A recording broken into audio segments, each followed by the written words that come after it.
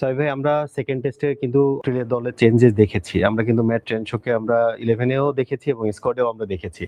Mat রেনশোকে নিয়ে আসলে বাংলাদেশের পরিকল্পনাটা কেমন হওয়া উচিত, কিংবা তার নিয়ে আসলে আউট করার কৌশলটা কেমন চিন্তা করছেন? ম্যাট রেনশোকে আসলে এই টেস্টের দলে ডেকে পাঠানোর পেছনে দুইটা কারণ আছে। সর্বশেষ এই মাঠে যখন অস্ট্রেলিয়া ফার্স্ট ক্লাস ক্রিকেট খেলেছিল, মানে অস্ট্রেলিয়া বলতে হচ্ছে মানে অস্ট্রেলিয়ান ফার্স্ট ক্লাস ক্রিকেট হয়েছিল, সেখানে ভিক্টোরিয়ার হয়ে মানে কুইন্সল্যান্ডের হয়ে তিনি ভিক্টোরিয়ার এগেইনস্টে একটা সেঞ্চুরি করেছিলেন 4 দিনের ম্যাচে শেফিল্ড শিল্ডে। আরেকটা সেঞ্চুরি তিনি করেছিলেন ওয়ানডে ফরম্যাটটাতে। He is a Queenslander, local boy. Okay, so দুটো সেঞ্চুরি তার ব্যাক টু ব্যাক আছে এই মাঠে। মাঠটা ভালো চিনেন। মাঠটা ভালো তিনি চেনেন। আরেকটা বিষয়, অস্ট্রেলিয়া কিন্তু আরেকটা বার্তাও দিয়ে দিয়েছে এটার মাধ্যমে যে আসলে উইকেট কেমন হতে যাচ্ছে। রেনশোর স্পিনটাও কিন্তু অনেক ইম্পর্টেন্ট একটা factor. So he is going to B the second spinner if needed, যখন অস্ট্রেলিয়ার প্রয়োজন হবে স্পিনারের। ম্যাট রেনশোকে আউট করার কৌশল আপনি যদি দেখেন তাহলে খুব কমন একটা অ্যাঙ্গেল আছে। সেই অ্যাঙ্গেলটা হচ্ছে ডানহাতি পেস বোলারের জন্য অ্যারাউন্ড দ্য উইকেট, বাঁহাতি পেস বোলারের জন্য ওভার দ্য উইকেট। ওই অ্যাঙ্গেলটা থেকে 4 নাম্বার বা 5 নাম্বার স্টাম্প করিডোর একটু সামনের লেন্থের বল। Given us 2.5 hour. Oh, he's got an edge. He's on his way.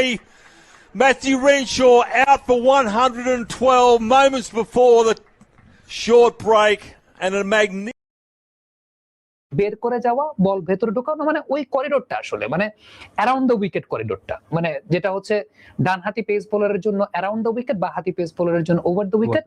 দেশের মাটিতে যখন খেলা হয়েছে শরীফুল এবং মুস্তাফিজ দুজনেই কিন্তু তাকে সেইভাবে আউট করেছেন আমাদের বাংলাদেশের মাটিতে যখন খেলা হয়েছিল। সো এটা তার একটা কমন দুর্বলতার জায়গা।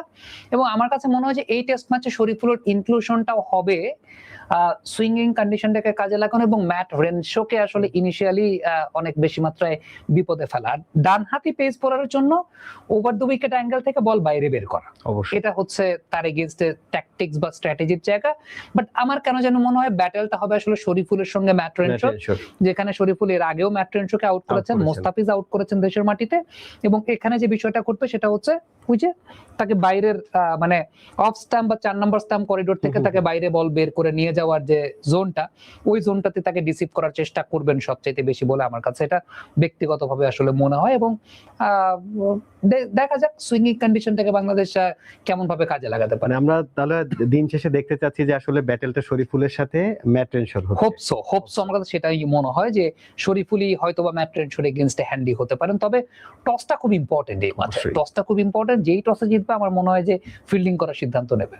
আশা করি একটা ভালো সেশন কিংবা ভালো টেস্ট আমরা দেখতে যাচ্ছি এবং শরীফুলের ইনক্লুশন হয়তো আমরা একটা ভালো রেজাল্টের দিকেও যেতে পারি। ধন্যবাদ সামি ভাই আপনাকে।